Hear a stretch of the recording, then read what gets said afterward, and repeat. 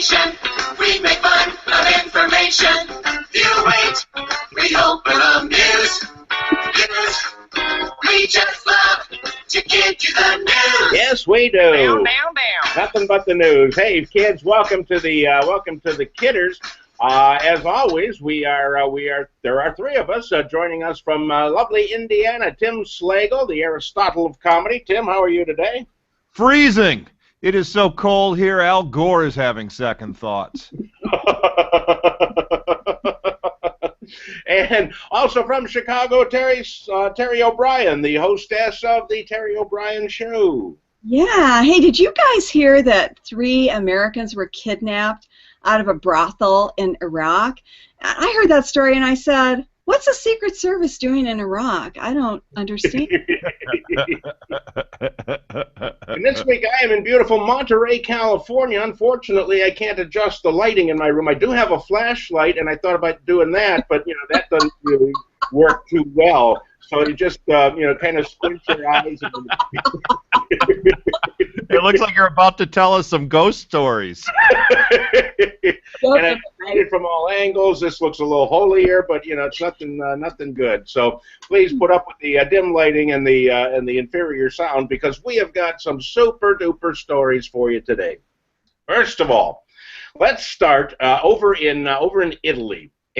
A woman went up to a fire crew in Italy and asked for help on opening up a padlock, and they thought she locked herself out of the house, and she said no and lifted up her skirt, and she was wearing a chastity belt and lost the key.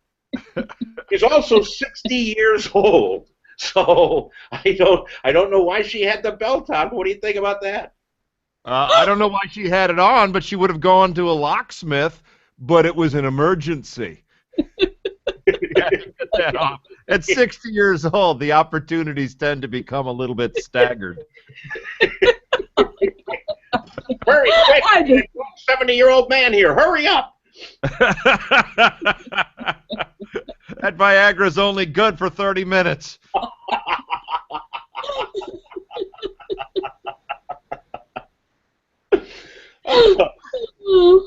And she said she was wearing it because she was worried about the sexual violence against women who, they sure do pick on a lot of 60-year-olds, I know, but, oh, well. Well, it's Italy.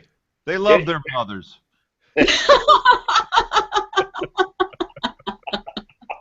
That's why the men grow mustaches, to look like their moms. So, All right, here's a beauty out of Vermont, Burlington, Vermont. The border guards caught a Canadian guy who was trying to cross the border pulling a sled. So he's all dressed in white camouflage, pulling a sled wrapped in white camouflage, and on that sled was a backpack with 200 pounds of Xanax that he was smuggling into the country. Let me think here for a minute. 200 pounds of anti-anxiety drugs going to Vermont. Bernie Sanders was unavailable for comment. I figured they were going to the Hillary Clinton office in New Hampshire, based on the latest polls. Really, how much anxiety can there be in Vermont? I mean, unless you're being chased by an elk or something, you can't have any problems there. Maybe Ben and Jerry were on another diet.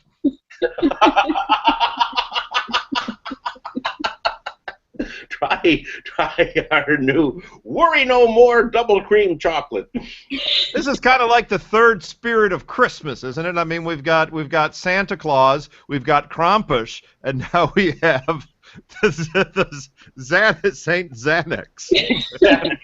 Distributing dresses in white and pulls a sleigh to all the anxiety-ridden Vermonters.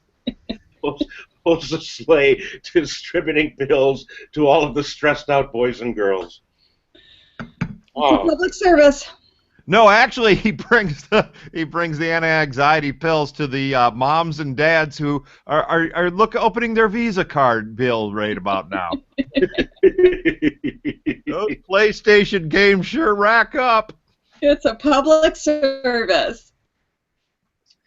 Well, we've all taken flights where we've had people next to us who are not really that nice to me. I just took a flight from Chicago to Phoenix before I got here in California, and I was on the aisle seat, and the guy next to me was a lopper, and by that I mean he was so huge he lopped over into my seat.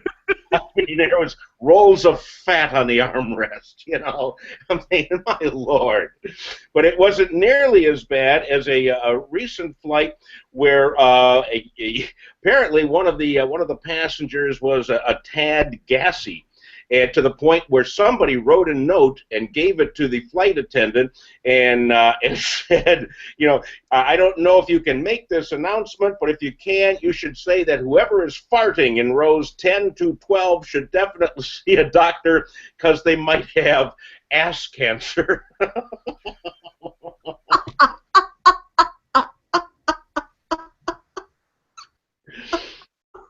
I actually think that's the reason why they stopped serving airline food.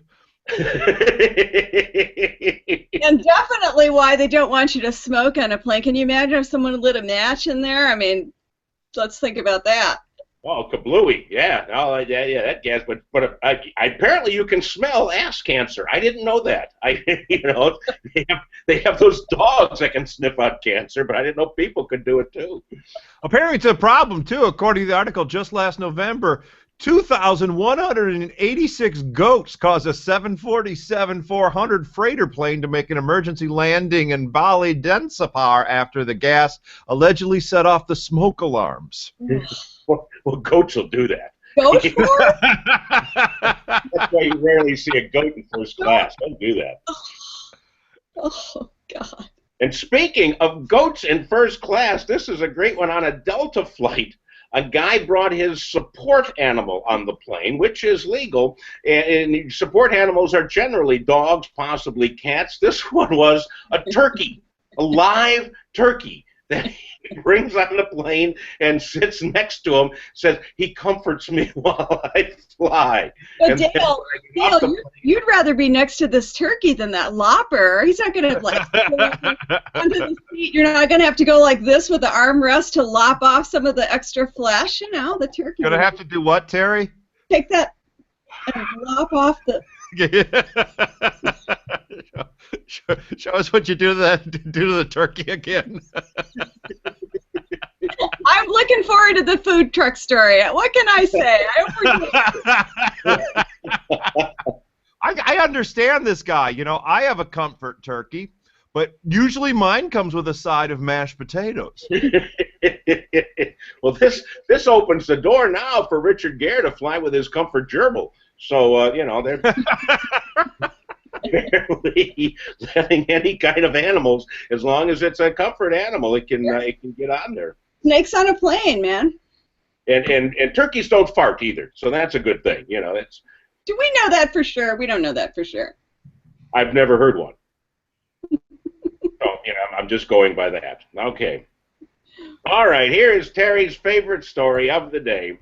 This is in Evansville, Indiana, where Quan Dixon operates Pops Popcorn and Coosier Daddy's food cart, and it's a roach coach, a little portable food cart that he sells food out of, and also sells sex toys. So you can get a Slurpee and a vibrator all at the same place, and he apparently the television station found out about it, and they did a big story, and people said, oh well, we can't have that, but he said it's legal. I can sell sex toys. What do you think about this?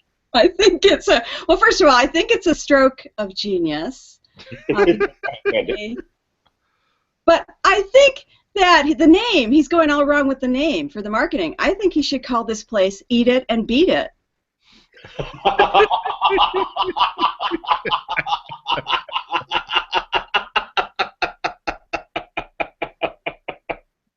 And a little word of advice for anyone who might order from that food truck: if you get a hot dog, listen to it before you bite into it.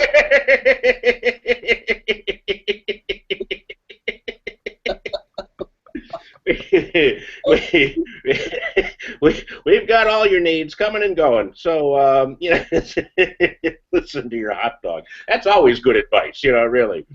Didn't he say something like, why am I in trouble? You can get, like, right next to the fried chicken at the gas store, there's a crack pipe?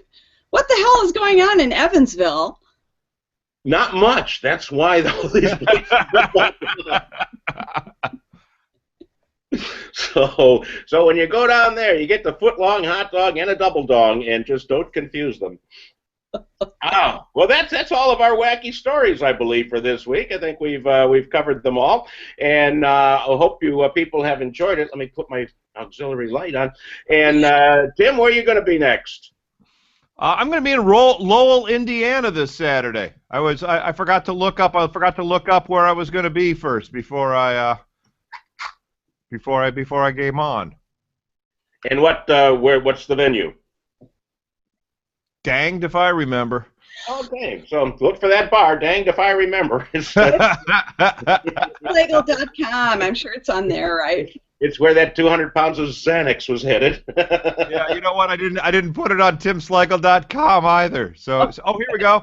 I just found it. The Route 2 Brews Comedy Night in Lowell, Indiana, 7 p.m. this Saturday, January 23rd. Excellent. Beautiful. How about you, Terry? What's up with you? I'm just going to try to keep my body temperature over like 20 degrees. That's my goal. I'm having a rough time, as you can see. It's always cold. And here in California, it is just raining like crazy. You get the beautiful Monterey, and they say, watch out, there'll be coastal flooding today. So thank God I'm staying on a higher floor in the hotel. But down in Monterey. Yeah, this is the home of Cannery Row, where Steinbeck wrote the book, and also the home of the Monterey Jazz Festival, where Play Misty for Me, was filmed. So far, I haven't had any sardines or a stalker, so I'm doing okay. That's it for another week of kidder funniness, my friends. So thank you for watching us. Please tell your friends to watch. We'll have more special lighting effects next week. Bye-bye. Bye, everybody. Good night, Pablo. Oh, yes, Pablo. Bye-bye. Thanks for writing in. Down, down, down.